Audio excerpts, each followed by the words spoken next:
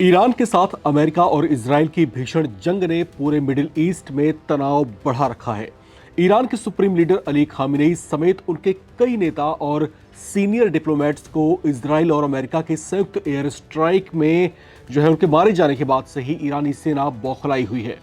America के राष्ट्रपति Donald Trump और इजराइल के प्रधानमंत्री नेतन्याहू ने इसे बेशक बड़ी कामयाबी बताया था, लेकिन ईरानी सेना की स्पेशल फोर्स IRGC आर या पार की लड़ाई लड़ने के लिए कूद पड़ी है। खाड़ी में सऊदी अरब, UAE, कतर, कुवैत, बहरीन और जॉर्डन समेत जिन जिन देशों में US मिलिट्री बेस मौजूद हैं, ईरान उन देशों पर अपने बैलिस्टिक मिसाइलों और घातक ड्रोन से ताबड़तोड़ हमले कर रहा है। ईरानी मिसाइलों के धमाकों ने इन मुस्लिम देशों के शेखों का पारा चढ़ा दिया है। उस ओर से इसका बहुत बुरा खामियाजा भुगतने की चेतावनी भी दी गई है। हालात बेहद तनावपूर्ण हो गए हैं। खतरा इन देशों के ऑयल रिजर्वायर और तेल उत्पादन भंडार केंद्रों पर मंडराने लगा है। सऊदी अरब के शायबा में मौजूद उसके ऑयल फील्ड पर हमले की एक कोशिश पहले ही हो चुकी है, जिससे खाड़ी के तमाम तेल उत्पादक देश सहमे हुए हैं और तेल उत्पादन में कटौती का फैसला ले रहे हैं, जिसका असर दुनिया भर के देशों पर पड़ने लगा है। हालात ना संभले तो लिख कर रख लीजिए, विश्व में हाहाकार मच जाएगा।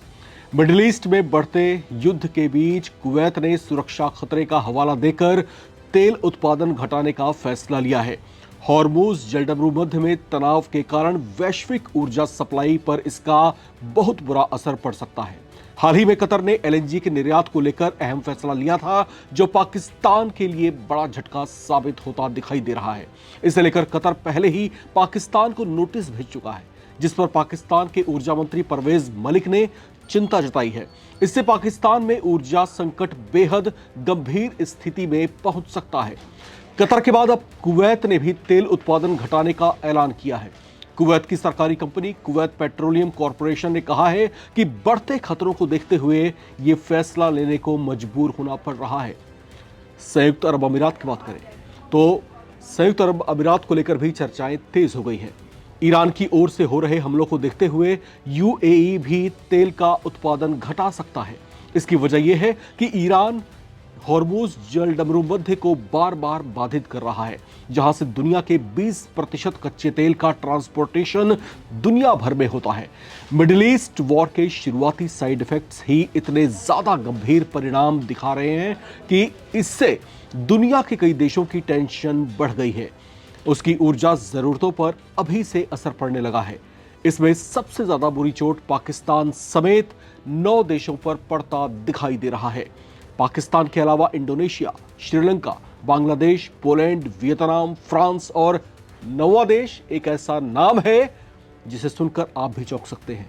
वो 9वां देश खुद अमेरिका है, जिसने ईरान पर हमले की शुरुआत कर दुनिया को इस संकट की ओर धकेल दिया है। ईरान पर हुए हमले के बाद आहिस्ता आहिस्ता उसके हमलों की चपेट में मिडिल ईस्ट के कई देश आते जा रहे हैं, जिससे तेल उत्पादन के साथ साथ तेल आपूर्ति श्रृंखला भी बुरी तरीके से बाधित हुई है। इन हालात के शुरुआती चरण में ही कच्चे तेल की कीमतों में 25% तक का उछाल आ चुका है, जिसके बाद दुनिया के कई देश एहतियाती कदम उठाने लगे हैं। कुछ देशों में तेल की बिक्री नियंत्रित कर दी गई है, तो कुछ देशों में स्कूल, ऑफिस आदि बंद होने लगे हैं। वर्क फ्रॉम होम या ऑनलाइन क्लासेस कंडक्ट की जाने लगी हैं, ताकि सड़कों पर परिवहन का संचालन कम से कम किया जा सके और पेट्रोल डीजल की मांग में कमी लाई जा सके। इससे अमेरिका भी अछूता नहीं है। वहां भी फ्लोरिडा और लुइसियाना में तेल की कीमतें 11 सेंट तक बढ़ गई हैं, जिसके बाद ट्रंप के फैसलों पर लोग नाराजगी जाहिर करने लगे हैं। पाकिस्तान में भी तेल की कीमतें रॉकेट बनती हुई दिखाई दे रही हैं। यहां पर पेट्रोल डीजल के रेट तेजी से बढ़ रहे हैं। यहां पेट्रोल की कीमत एक झटके में 55 पाकिस्तानी रुपए बढ़ गई है, जिससे वहां पर पेट्रोल अब 321 से 336 रुपए प्रति लीटर तक पहुंच गया है। कुछ ऐसे ही हाल चीन के भी हैं। यहां पर NDRC की जो रिपोर्ट आई है उसके मुताबिक पेट्रोल की रिटेल प्राइस कैप 695 युआन प्रति मेट्रिक टन बढ़ाई गई है और डीजल की कीमत 670 युआन प्रति मेट्रिक टन तक बढ़ा दी गई है। अब बात बांग्लादेश की करें तो हालात यहां भी बेहद खराब है। यहां पर पेट्रोल के रेट को स्थिर रखने की कोशिश में सरकार ने तेल की बिक्री ही नियंत्रित कर दी है।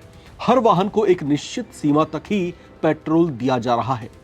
मिडिल ईस्ट के हालात को देखते हुए भारत में भी नरेंद्र मोदी सरकार ने तैयारियां शुरू कर दी हैं। ईरान के साथ इजराइल और अमेरिका की जंग का असर भारत में भी तेल और गैस की आपूर्ति पर पड़ने लगा है। यहां भी गैस की किल्लत दिखनी शुरू हो गई है। घरेलू इस्तेमाल वाले एलपीजी गैस सिलेंडर तो फिलहाल मिल रहे हैं, लेकिन कमर्शियल एलपीजी सिलेंडरों की किल्लत दिखनी शुरू हो चुकी है। मोदी सरकार ने इससे उपजते हालात को देखते हुए हाई लेवल मीटिंग भी बुलाई है। इसके साथ साथ एस्मा यानी वस्तु अधिनियम जो है लागू कर दिया गया है। अब ये वस्तु अधिनियम क्या होता है, थोड़ा सा हम इसको आपको समझा दें, फिर इसके बाद हम आगे बढ़ते हैं। दरअसल एस्मा तब लागू किया जाता है जब देश में किसी तरह की विपदा की स्थिति हो या फिर मांग और आपूर्ति में जो बैलेंस है वो अगर डगमगा जाए, तो ऐसी स्थिति में एस्मा लागू किया जाता है। दरअसल इसका उद्देश्य ये है कि बाजार में मांग और आपूर्ति के बीच जो बैलेंस है उसे किसी तरीके से बनाया जा सके। यहाँ पर जो जमाखोर हैं, जमाखोरों के ऊपर जो है कड़ी नजर रखी जाती है, साथ ही साथ एक कड़ी चेतावनी भी जारी की जाती है ताकि इस तरह की प्रवृत्तियों को, इस तरह की कोशिशों को जो है डिमोरलाइज किया जा सके। इसी क्रम में जो है एस्मा लागू किया जाता है ताकि बाजार में जो है जिस तरह की मांग है उसके तहत जो है आपूर्ति बनी रहे, सामान के दाम जो है ना बढ़ पाए। तो इस तरह की कोशिशों के चलते ही जो है एस्मा लागू किया जाता है। बहरहाल कच्चे तेल की कमी पूरी करने के लिए अब घरेलू उत्पादन को बढ़ाने का आदेश भी दिया गया है। वहीं इस संकट में रूस जो है भारत के लिए एक बार फिर से संकट मोचक बनकर उभरा है। इस पर पुतिन का बयान भी आया है जिसमें उन्होंने कहा है कि रूस इस संकट की घड़ी में अपने दोस्तों को हर हालत में तेल की सप्लाई लगातार जारी रखेगा।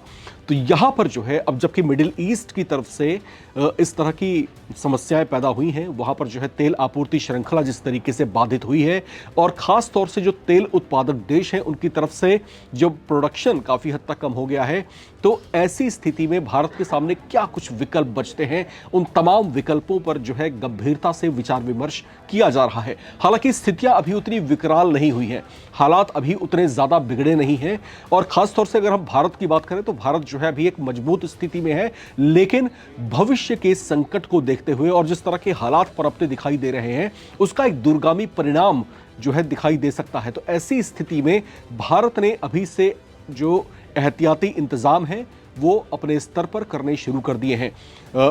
उच्च स्तरीय बैठक बुलाई गई थी, उसमें जो है अलग अलग पहलुओं पर जो है विचार विमर्श किया गया है। साथ ही साथ क्या कुछ इसमें जो है डाइवर्सिफिकेशंस हो सकते हैं, किस तरह के फैसले लिए जा सकते हैं, क्या कुछ वैकल्पिक उपाय हो सकते हैं, तो उस क्रम में भी लगातार जो है चिंतन मंथन चल रहा है।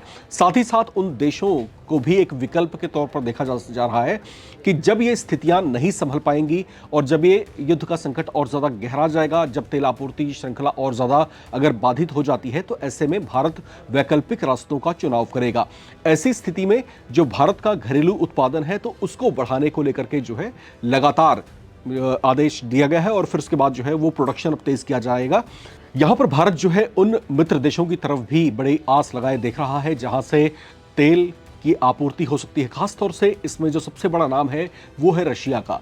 रशिया हमारा पुराना सहयोगी रहा है, वहां से हम जो है तेल का जो है आयात बड़े पैमाने पर करते भी रहे हैं। लेकिन अमेरिका की आपत्तियों के बाद ये आपूर्ति जो है काफी हद तक घटा दी गई थी। लेकिन अब जबकि मिडिल ईस्ट का संकट इस तरीके से उभर चुका है तो भारत जो है रूस की तरफ एक बार फिर से उम्मीदों भरी निगाहों से देख रहा है। रूस की तरफ से जो है जो राष्ट्रपति पुतिन हैं उन्होंने साफ साफ कह भी दिया है कि भारत के सामने अगर इस तरह की चुनौतियां पैदा होती हैं तो उनके लिए जो है हमारे दरवाजे खुले रहेंगे, जो कि एक शुभ संकेत है। बहरहाल इस पूरे गतिरोध पर आप क्या सोचते हैं लिखकर कमेंट बॉक्स में जरूर शेयर करें। देखते रहें नवभारत टाइम्स।